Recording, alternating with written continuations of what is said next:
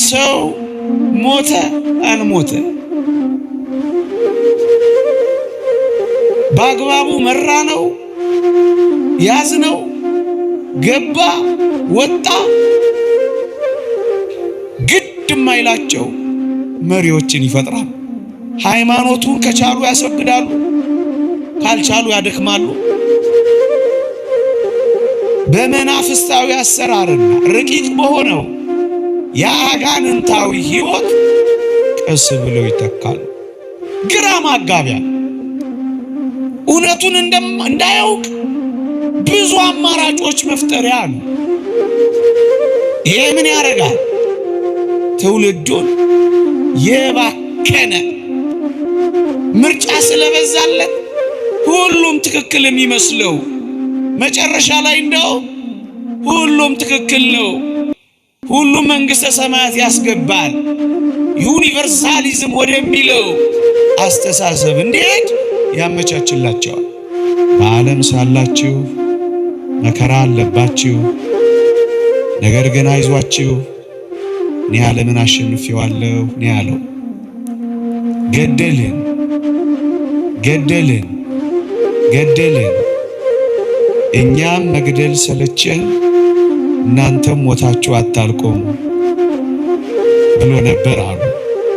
አዎ ገዳዮች ገደሉ፣ ሟቾች ግን የበለጠ ሕይወት እየሰጡ ቀጠሉ።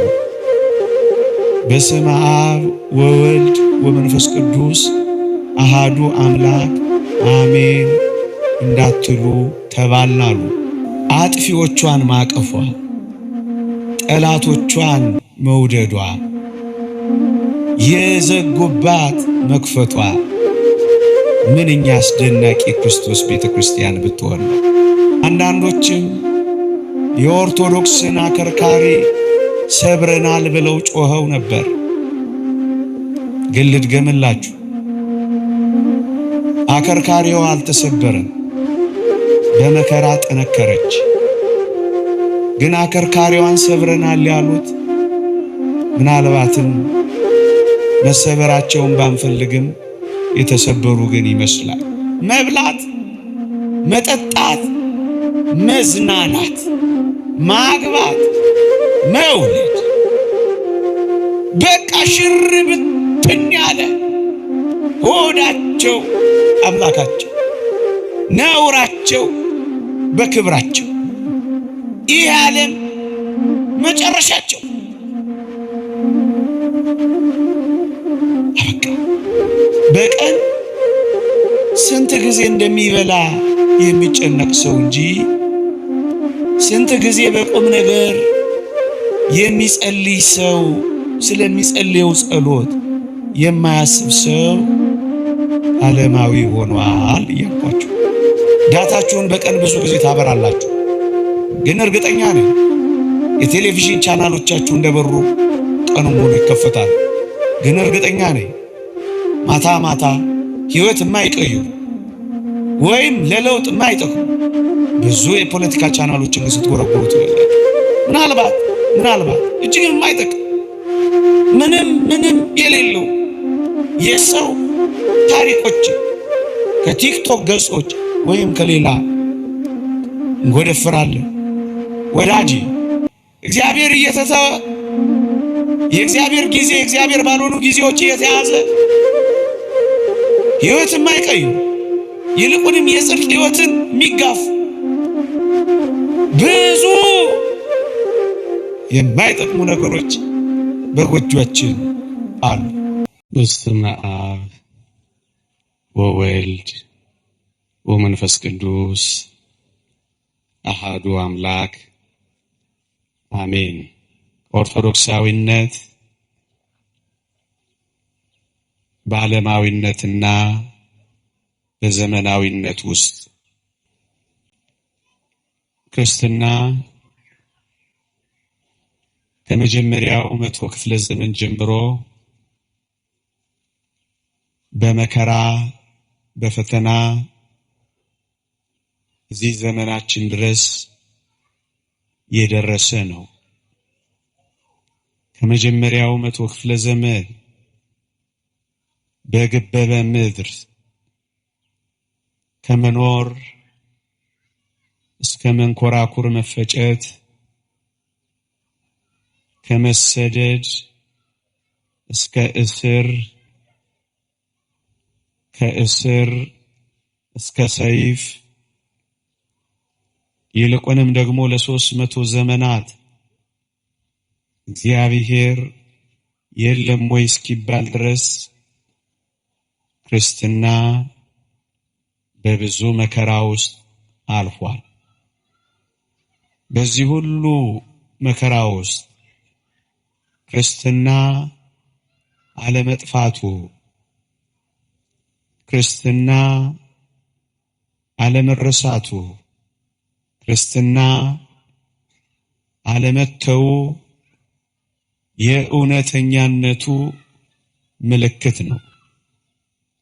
ታስታውሱ ከሆነ ጌታ በወንጌል በዓለም ሳላችሁ መከራ አለባችሁ፣ ነገር ግን አይዟችሁ እኔ ዓለምን አሸንፌዋለሁ ነው ያለው። ስለዚህ የክርስትናችን አንዱ መገለጫችን በመከራ ውስጥ፣ በፈተና ውስጥ፣ በትግል ውስጥ ማለፋችን ነው። የሩቁን ዘመን ልተወውና ወደኛ ቅርብ ጊዜ ስንመጣ ክርስትናን በጉልበት፣ ክርስትናን በኃይል፣ ኦርቶዶክሳዊነትን በጭቆና ለማጥፋት የተነሱ የቅርብ ጊዜ ኃይሎች ነበሩ። ልብ በሉ፣ በጉልበት እናጠፋዋለን፣ በጭቆና እናስቀረዋለን ያሉ እግዚአብሔር የለሽ የሆነ ትውልድ ተፈጥሮ ነበር። ሃይማኖት ይውደም፣ ረጅም ዕድሜ ለኢአማኝነት ያሉ ሰዎች አለማመንን የሚያስፋፉ ኦርቶዶክሳዊነትን፣ ክርስትናን በኃይልና በጉልበት ለማስቆም ሞከሩ። በተለይ የዚህ እግዚአብሔር የለሽ የሆነ ሐሳብ አቀንቃኞች ከሆኑት ውስጥ የሩሲያን ኦርቶዶክሶች ኢአማኝ ለማድረግ የታገሉት እነ ስታሊን ተጠቃሾች ነበሩ። ገደልን ገደልን ገደልን፣ እኛም መግደል ሰለቸን፣ እናንተም ሞታችሁ አታልቁም ብሎ ነበር አሉ። አዎ ገዳዮች ገደሉ፣ ሟቾች ግን የበለጠ ሕይወት እየሰጡ ቀጠሉ። ኦርቶዶክሳዊነት ክርስትና በመግደል የማይቆም በሰይፍ የማይሸበር ሃይማኖት መሆኑን አረጋገጡ። እናም ሰለቸን አሉ። እኛም ሀገር ምናልባት ታስታውሱ ከሆነ አላውቅም፣ ካላስታወሳችሁ ግን ላስታውሳችሁ፣ በስመ አብ ወወልድ ወመንፈስ ቅዱስ አሃዱ አምላክ አሜን እንዳትሉ ተባልናሉ ታላላቆቻችን ሲነግሩ። እና ምን እንበል ስንላቸው በስመ ሌኒን ወማርክስ ወኤንግልስ በሉ አሉን አሉ። እነዚህ እግዚአብሔር የለሾቹ ናቸው። የአንድ ርዕዮተ ዓለም የኮሙኒስት ርዕዮተ ዓለም መስራቾች ናቸው። ይህ እግዚአብሔርን ስም አትጥሩ፣ የእነዚህን ሰዎች ስም ጥሩ አሉን አሉ። እናም በእኛም ሀገር ይሄ ርዕዮተ ዓለም ኦርቶዶክስን የማክሰም፣ ኦርቶዶክስን የማጥፋት ሰነድ አዘጋጀን አሉ። ይገርማችኋል፣ ታላቁን ካቴድራላችንን የሥላሴ ካቴድራልን ሳይቀር ሙዚየም ለማድረግ ዘጉት። ታሪክ ለማድረግ አገልግሎቱን አቋረጡት። ግን ይገርማችኋል፣ አሁንም እንደምታዩት እግዚአብሔር የለሽ የነበረው ትውልድ ጠፋ። እናጠፋዋለን ያሉት ጠፉ። እናስቀረዋለን ያሉት ቀሩ። ሙዚየም እናደርገዋለን ያሉት የሚጎበኙ ሆኑ። እኔ በጣም የሚደንቀኝ ይህች አስደናቂ ቤተክርስቲያን የእነዚህን ሰዎች አስከሬን እንኳን ሳይቀር ተቀብላ በቅድስት ሥላሴ ቤተክርስቲያን ማሳረፏ ነው። አጥፊዎቿን ማቀፏ፣ ጠላቶቿን መውደዷ፣ የዘጉባት መክፈቷ ምንኛ አስደናቂ ክርስቶስ ቤተክርስቲያን ብትሆን ነው። ወገኖቼ ይሄ ርዕዮተ ዓለም ባጭሩ ልከልሰው በጉልበት በኃይል በጭቆና ኦርቶዶክሳዊ ክርስትናን ለማጥፋት ነበር የታገለው። የቅርብ ዘመናትን ነገሌ እንድላችሁ አትጠብቁ። ጽንሰ ሐሳቡን ብቻ ያዙ። ከነገሌ ጋር ጉዳይ ስለሌለው ክርስትና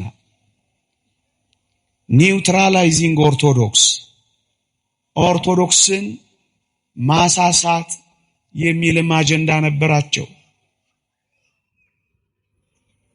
አንዳንዶችም የኦርቶዶክስን አከርካሪ ሰብረናል ብለው ጮኸው ነበር። ግን ልድገምላችሁ፣ አከርካሪዋ አልተሰበረም፣ በመከራ ጠነከረች። ግን አከርካሪዋን ሰብረናል ያሉት ምናልባትም መሰበራቸውን ባንፈልግም የተሰበሩ ግን ይመስላል። ወዳጆቼ ርዕዮተ ዓለሞቹ ሁሉ የከሰሙ የጠፉ የቀሩ ሲመጡ ኦርቶዶክሳዊነት የቀጠለ ደጆቿ በልጆቿ የተሞሉ ሲደክሙ የበረቱ የሉም ሲባሉ የኖሩ ጠፉ ሲባሉ የበዙ የሚሄዳቸው ነገር የሃይማኖታቸውን እውነተኛነት በአደባባይ የሚያረጋግጥ ነው። ወደ ሁለተኛው ነጥቤና ወደ ምፈልገው ጉዳይ ልግባ ፈጠን ብዬ። የዚህን አሁን ያልኳችሁን ርዕዮተ ዓለም እግዚአብሔር የለሽ የሆነው እግዚአብሔር በምድራችን ላይ በጉልበት በኃይል በጭቆና እንዲጠፋ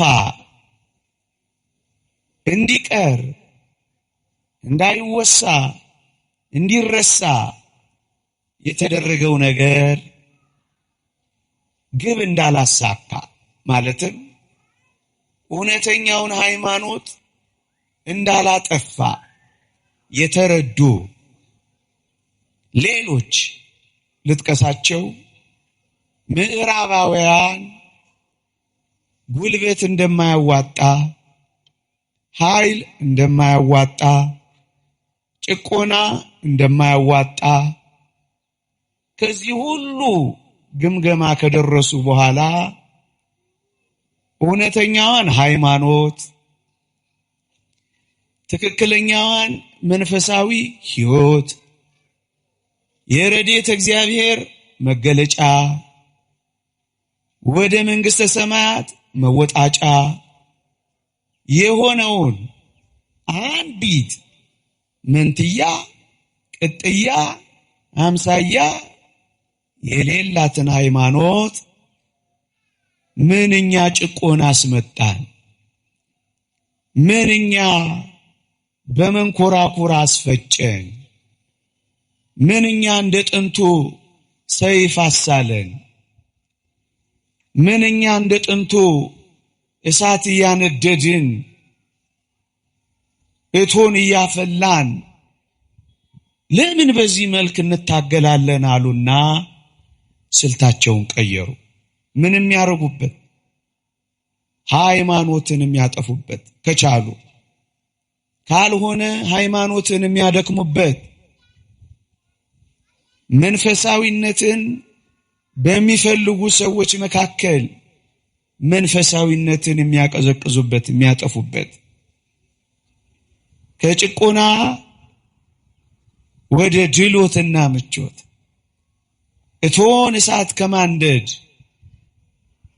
ብርቱ የዝሙት እሳት ወደ ማቀጣጠል፣ ባጭር ቃል እንደ ጥንቱ በኃይል በጭቆና በጉልበት ሳይሆን ዓለማዊነትን የሥጋ ፈቃድን በማሰልጠን የሚከተለውን ወይም የሚከሰተውን የነፍስ ፈቃድ ዝለትን በማምጣት ከእግዚአብሔር ማለያየትን ፈለጉ። እዩ። በዚህ ምክንያት ብዙ ለዘብተኞችን ይፈጥራሉ። ለዘብተኛ ሃይማኖተኞች፣ መንፈሳውያን መንፈሳዊነትን ያጡ ትውልዶች፣ ሥጋ በነፍስ ላይ በሚሰለጥነው መሰልጠን በሚፈጥረው ዝለት ከአምልኮተ እግዚአብሔር የሚቆራረጡ፣ ፈቃድ እግዚአብሔርን የማይፈጽሙ፣ መረን የወጣ የሃይማኖት የዝሙት ሕይወት የሚኖሩ ብቻ ምን አለፋችሁ ከእግዚአብሔር የተቆራረጡ ትውልዶችን መፍጠር ላይ አተኮሩ። ግን እንደ ጥንቱ ሰይፍ አይደለም ድሎት፣ ምቾት። እንደ ጥንቱ እሳት አይደለም ዝሙት። እንደ ጥንቱ ሰይፍ አይደለም ቅምጥልነት። የነፍስ ከአምልኮተ እግዚአብሔር በመራቅ የሥጋ ፈቃድን አቅርቦት በመጨመር ከእግዚአብሔር የተለየ ትውልድ ለምን አንፈጥርም አሉ። ልብ በሉ።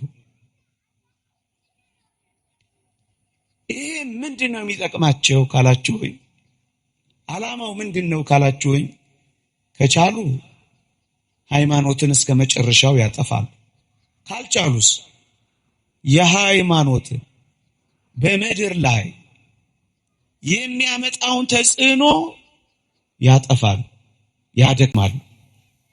ዋናው ጥያቄያቸው እግዚአብሔር እቺን ምድር እግዚአብሔር ፍጥረትን ሊመራ አይገባም ባዮች ናቸው። የዚህ ሐሳብ ሩቁና ማቀባበያው ለአጋንንትና ለሉሲፈር የተመቻቸ ዓለም መፍጠር። መጪው ዓለም እግዚአብሔርን ከማምለክ እንዲርቅና በአምልኮተ ሰይጣን እግር ስር እንዲንፈራፈር ማድረግ ነው። የሚመስለው ግን ወይም የነሱ ርዕዮት የሚመስለው ግን ለሰው ያሰቡ ሆነው ነው የሚቀርቡት። ስለዚህ ሃይማኖትን በዓለማችን ላይ ለማድከም ከተቻለም ለማስወገድ በመታገል ይህን ለመቀየር ያመጡትን ለውጥ ጊዜውን ዘመናዊነት አሉት። ልብ በሉ። ሃይማኖተኝነትንና ሃይማኖትን ከተቻለ ማስወገድ ካልተቻለ ማድከም። ይህን ለመቀየር ያመጡትን ጊዜ የለውጥ ጊዜ ዘመናዊነት ብለው ጠሩት። ሞደርኒዝም የሚሉት። ይህንን የሚፈጽሙበት መመሪያ ማንዋል ደግሞ ዓለማዊነት ነው። ሴኩላሪዝም የሚሉት ማለት ነው።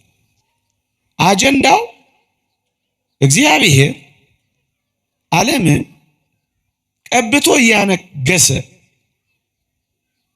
በመንፈስ ቅዱስ በካህናት አማካኝነት ከርኩሰት እየለየ በሃይማኖት ያጸና በምግባር ያቀና እግዚአብሔር የምድራችን መሪ ሃይማኖትን ፊታውራሪ ሆኖ እንደ ጥንቱ ዓለም ላይ ተጽዕኖ መፍጠር የለበትም ነው አጀንዳቸው። ጊዜውን ዘመናዊነት መመሪያውን ዓለማዊነት አሉት። እኔ የምፈልገው ኦርቶዶክሳዊነት። በዚህ ውስጥ ምን ሆነ? ምዕመናን ከሐሳቦቻቸው በተለይ ይሄንን ዘመናዊነትና ዓለማዊነት በምድራችን ላይ ካቀነቀኑ ሰዎች ሐሳብ አንድ ብቻ ልጥቀስ። ዱርኬም የሚባል ሰው እንዲህ ብሎ ነበር። ጥንታውያን አማልክት አርጅተዋል ወይም አልፎባቸዋል። ከዘመናዊው ዓለም አማልክት ጋር ሊወዳደሩ አይችሉም።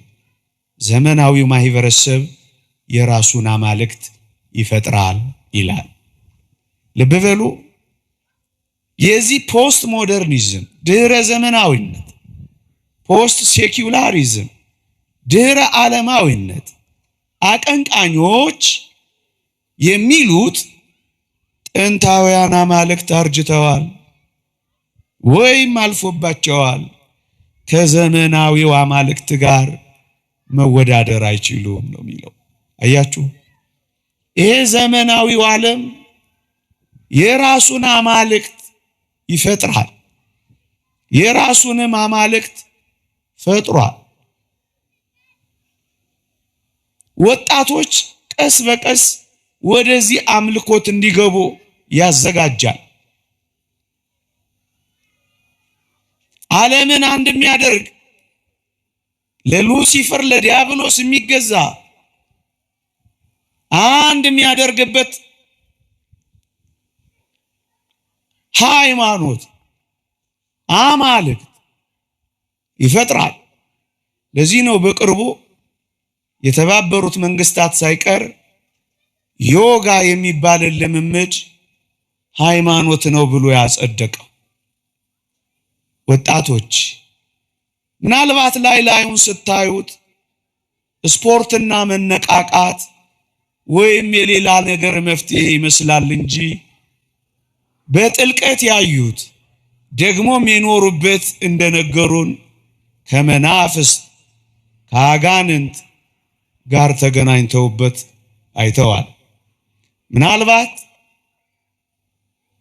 ይህንን መፈተሽ የምትፈልጉ ወጣቶች ለሌሎችም ወጣቶች ለማስተላለፍ ዮጋ ጉሮዎቹ እና አባ ፓይሲዮስ የሚል መጽሐፍ ሰሞኑን 4 ኪሎ ላይ አይቼ አንብቤያለሁ። በግልጽ ከአጋንንት ጋር የሚገናኙ የሚያመልኩ አንዳንዶችም ወጣቶች ኢትዮጵያ ውስጥም ይሰማሉ። ትንንሽ አማልክት እንደሆኑ ራሳቸውን የሚቆጥሩ ፈዋሾች እንደሆኑ ራሳቸውን የሚገነዘቡ አጋንንት የሚያናገራቸው ግን ስልቱ በጣም ረቂቅ ነው። ይሄ የሚያሳየን ምንድን ነው? ዘመናዊው ማህበረሰብ የራሱን አማልክት ይፈጥራል እንዳሉ ወጣቶች ሳያውቁ ወደ ረቂቅ የአጋንንት አምልኮት በዘመናዊ ስም ግን በማይመስሉ ቀስ ብለው ይሰጥማሉ። ሰምቻለሁ አንድ ኢንተርቪው ላይ አሰልጣኝ ነኝ አለ። የዚህ መነቃቃት አሰልጣኝ ነኝ አለ። ስልክ ለመግዛት 10,000 ብር ፈለኩ አለ። ኢንተርቪውን ሰምቼ ነው፣ አብሮ ከዚህ ጋር ስለሚሄድልኝ ነው። 10,000 ብር ስልክ ለመግዛት ፈለኩ አለ። ስልጠና ስራ መጣልኝ አለ። እኔ ቁጭ ብዬ በዚህ በዮጋ ስርዓት መመሰጥ ሰው ነኝ አለ። ስልጠናውን ሰጥቼ ስጨርስ የምፈልገውን 10,000 ብር ሳልደራደርና ሳልነጋገር እጄ ላይ ሰጡኝ አለ። ከዚያም ያንሳል እንጨምርልህ አሉኝ አለ። እኔ እንዲጨምሩልኝ ፈለኩና ልክ ጨምሩልኝ ልላቸው ስል በጆሬ አንድ ድምፅ ሰማሁ አለ። ይበቃል፣ 10,000 ብር አይደል የፈለከው? ይዘው ጣልኝ አለ። ደነገጥኩ አለ። ወዳጄ ደነገጥኩ አለ። ማን ሊለው ይችላል? ማን ሊያዘጋጅለት ይችላል? አያችሁ፣ ዘመናዊው ማህበረሰብ የራሱን አማልክት ይፈጥራል። ከዚያስ ከእግዚአብሔር ይቆራረጣል። የራሳቸው ፈዋሾች የሆኑ አንዳንዶች አሉ፣ ይቀየራል። ይሄንን ነው ሃይማኖቱን ከቻሉ ያሰግዳሉ፣ ካልቻሉ ያደክማሉ። በመናፍስታዊ አሰራርና ረቂቅ በሆነው የአጋንንታዊ ህይወት ቀስ ብለው ይተካሉ። ወጣቶች ይሄን አውቁ። ከእውነተኛው የጸጋ ምንጭ ከእውነተኛው ህይወት ይቆራረጣሉ። ይሄ ጊዜው ዘመናዊነት፣ መመሪያው ዓለማዊነት ምንድነው? ለነዚህ ሰዎች የሚሰጠው ፋይዳ ካላችሁ ወይ 4 ወይ 5 ነጥቦችን ቀስ ብዬ ልንገራችሁ። አንደኛ፣ መንፈሳዊነትን፣ ሃይማኖተኝነትን በዓለማችን ላይ መቀነስ። ጸሎት የሚጸልዩ፣ ጾም የሚጾሙ፣ የማያስቀድሱ፣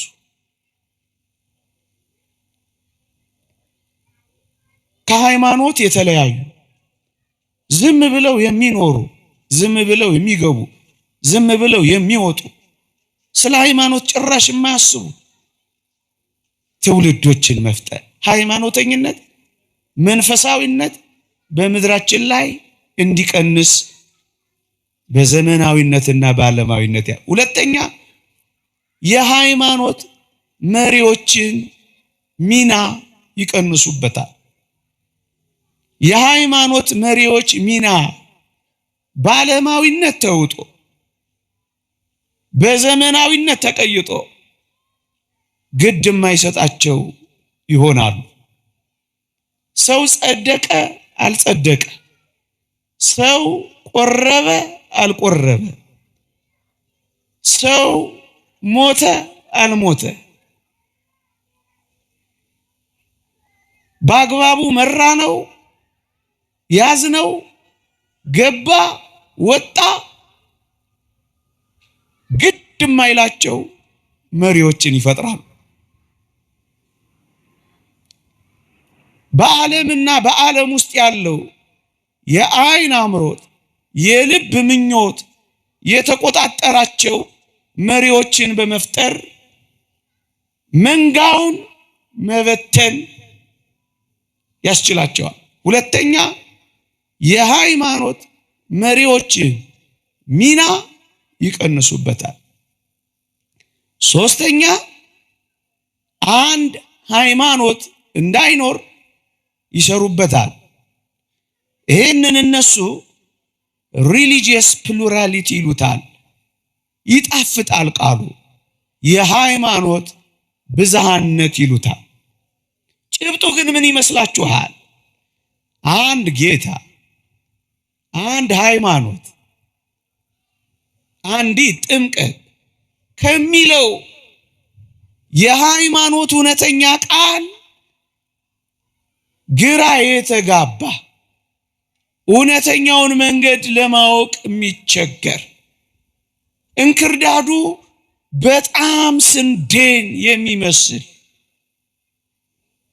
በጣም ሃይ ኮፒ ሆነ እውነተኛው ሃይማኖት ጋር እስኪደርስ ድረስ በመንገዱ ሁሉ ይሄም እውነት እየመሰለው ያም እውነት እየመሰለው ግራ የሚጋባ እንዲሆን አንድ ብቻ አይደለም ሆነ ብለው ብዙ ይፈጥራሉ። አንተ ደግሞ እንደ እግዚአብሔር ቃል አንድ ሃይማኖት ስትል ጽንፈኛ ነህ ብሎ ይፈርጃል። ስልት ነው፣ ስልት ነው፣ ግራ ማጋቢያ፣ እውነቱን እንዳያውቅ ብዙ አማራጮች መፍጠሪያ ነው። ይሄ ምን ያደርጋል? ትውልዱን የባከነ ምርጫ ስለበዛለት ሁሉም ትክክል የሚመስለው መጨረሻ ላይ እንደው ሁሉም ትክክል ነው፣ ሁሉም መንግስተ ሰማያት ያስገባል፣ ዩኒቨርሳሊዝም ወደሚለው አስተሳሰብ እንዲሄድ ያመቻችላቸዋል። አራተኛው በዓለማዊ አስተሳሰብ መተካት። ኑሯቸው ሁሉ ይህ ዓለም ብቻ ነው የሚሆነው። መብላት፣ መጠጣት፣ መዝናናት፣ ማግባት፣ መውለድ፣ በቃ ሽር ብትን ያለ ሆዳቸው አምላካቸው፣ ነውራቸው በክብራቸው፣ ይህ ዓለም መጨረሻቸው። አበቃ። ከእግዚአብሔር ይልቅ ተድላ ደስታን የሚወድ ሰው ማፍራት፣ በዚህ ምክንያት ከእግዚአብሔር የተቆራረጠ ትውልድ መስራት፣ ይህንን ይጠቅማቸዋል። አሁን ወደ ብይን ልምጣ። ልብ በሉ። በጉልበት እንዳልሆነ ስላወቁ የሥጋ ፈቃድን በማሰልጠን ነፍስ ላይ በሚያደርገው ጫና የሚከሰተው ዝለት በመጠቀም ከአምልኮተ እግዚአብሔር የተቆራረጠ ትውልድ ማምጣት። ይሄ ምን ይፈጥርላቸዋል? መንፈሳዊነት ይሳሳል፣ ሃይማኖተኝነት ይቀዘቅዛል። ሃይማኖተኛ ቢሆን እንኳን ለዘብተኛ ይሆናል። ገንዘቡ አይቅርበት እንጂ ማንም ይሁን ማን ይግባ ይውጣ ምንም አይመስለው። አማኝ ሆነ መናፍቅ ምንም አይመስለው። ለዘብተኛ ይሆናል፣ ግድ የለሽ ይሆናል።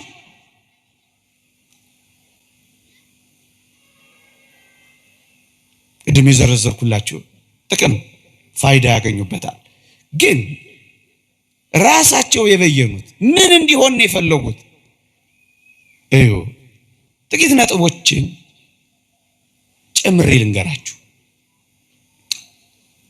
ዓለማዊነት፣ ይሄ አሁን ያልኳችሁ የውጊያ ስልት፣ መንፈሳዊነት የሚያሳሳው፣ ሃይማኖተኝነት ከቻለ የሚያስወግደው፣ ካልቻለ የሚያደክመውን፣ ደግሞ ካልተሳካለት ለዘብተኛ የሚያደርገው ዓለማዊነትን ምን ብለው እንደበየኑት ዲፋይን እንዳደረጉት ልንገራችሁ። እንዲህ ብለው ነው። ማን ነው ዓለማዊ ብላችሁ ስትጠይቁ እነሱ እንዲህ ይላሉ። የዚህ ዓለም ጉዳይ የሚያስጨንቀው ሰው ዓለማዊ፣ መንፈሳዊ የሆነ ነገር የማይገደው ሰው ዓለማዊ፣ የቤተ ክርስቲያን አስተምህሮ የማያሳስበው ሰው ዓለማዊ፣ ስለ ገዳማዊ ሕይወትና ስለ ጭምትነት ብዙም ትኩረት የማይሰጥ ዓለማዊ። የራሳቸው ትርጉም ነው። እንደዚህ አይነት ሰው መፍጠር የአዲሱ ዓለም ስርዓት ከመምጣቱ በፊት ሃይማኖተኞችንና መንፈሳውያንን የምናጠቃበት ስልት ነው። ልብ በሉ። የዚህ ዓለም ጉዳይ ብቻ የሚያስጨንቀው ሰው ቅድም ያልኳቸው ስለሚበላው፣ ስለሚጠጣው፣ ስለሚለበሰው ብቻ የሚያስብ ሰው እነሱ ወደሚፈልጉት መረብ የገባ ሰው ነው። ምዕመናን እስኪ ጥቂት ነገር እንደው እንነጋገር። በቀን ስንት ጊዜ እንደሚበላ የሚጨነቅ ሰው እንጂ ስንት ጊዜ በቁም ነገር የሚጸልይ ሰው ስለሚጸልየው ጸሎት የማያስብ ሰው ዓለማዊ ሆኗል እያልኳችሁ እርግጠኛ ነኝ። አሁን ብጠይቃችሁ መፈታተሽ እንችላለን። በቀን ቢያንስ 7ቱን የጸሎት ጊዜያት ተዋቸው። በቀን ቢያንስ 2 ጊዜ ትጸልያላችሁ ወይ ብላችሁ እርግጠኛ ነኝ ጥቂት ሰዎችን ነው ማገኘው። በቀን ቢያንስ ግን 3 ጊዜ የሚበላ ግን ብዙ ነው።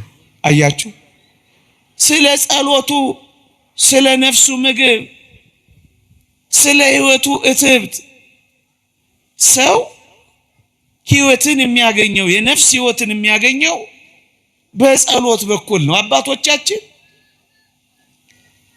ሕፃን ጽንስ በማይፀን ሳለ በእትብቱ አማካኝነት የእናቱን ምግብ እንደሚያገኝ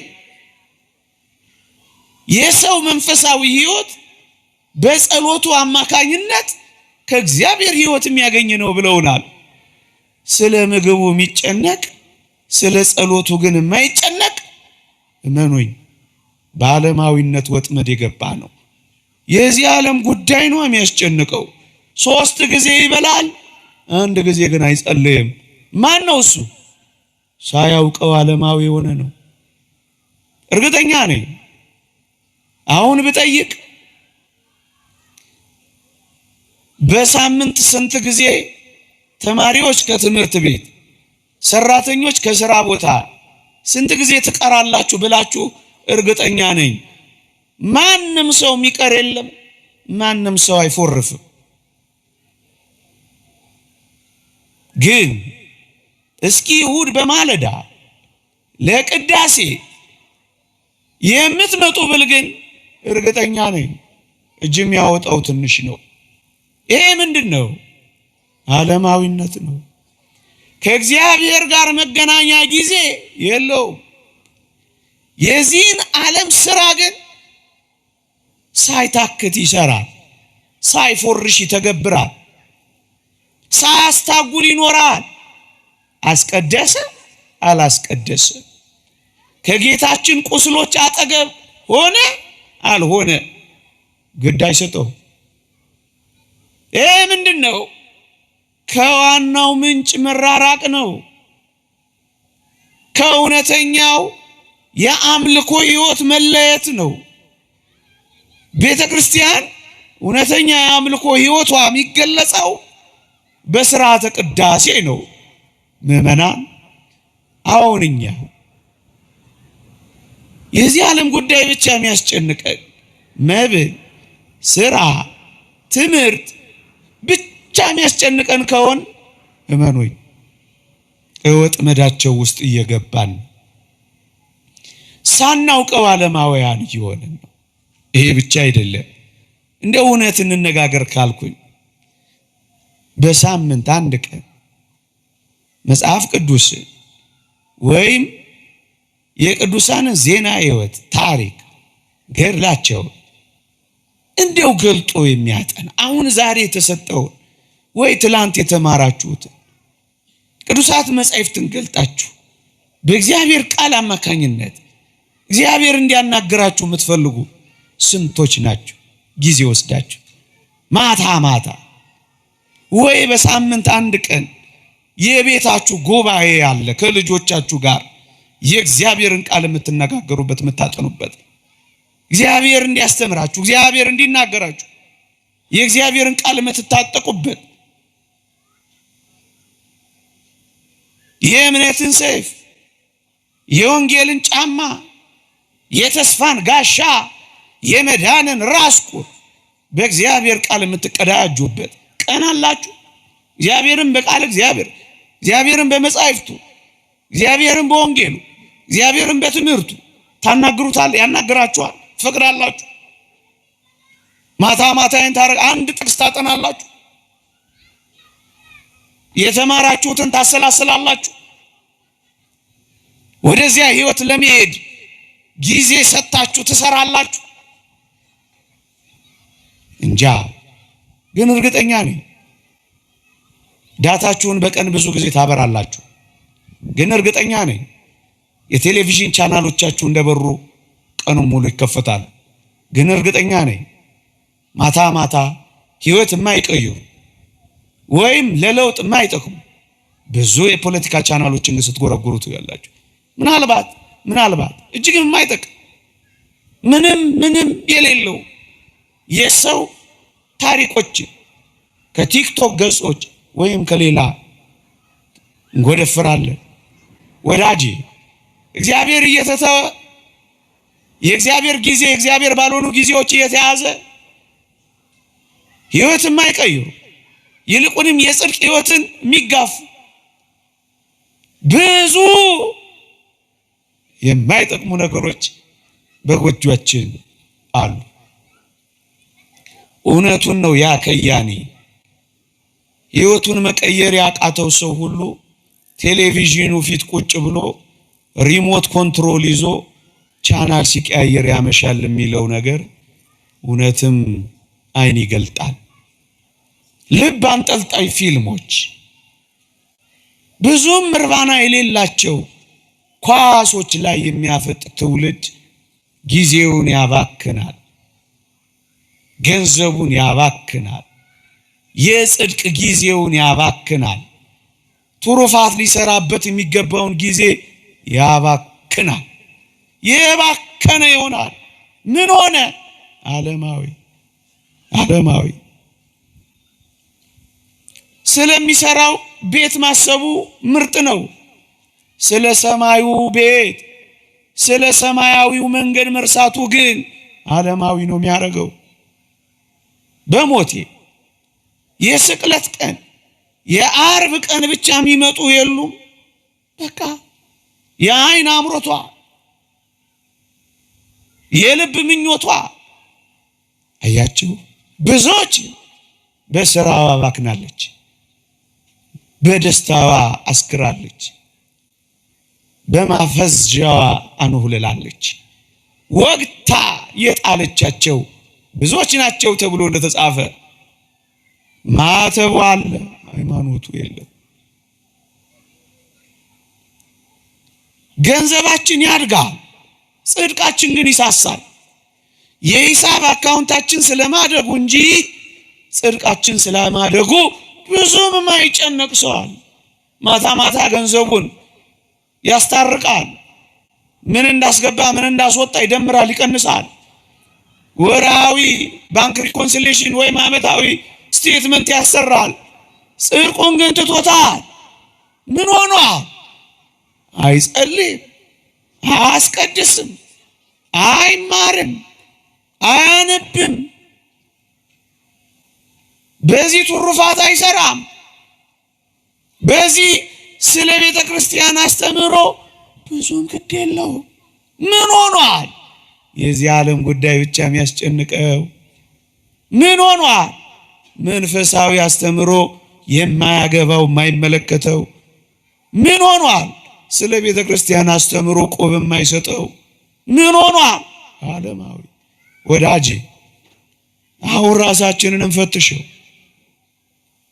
ዓለማዊ ነን? መንፈሳዊ እየተዋጥን ነው ወይስ እያመለጥን ነው?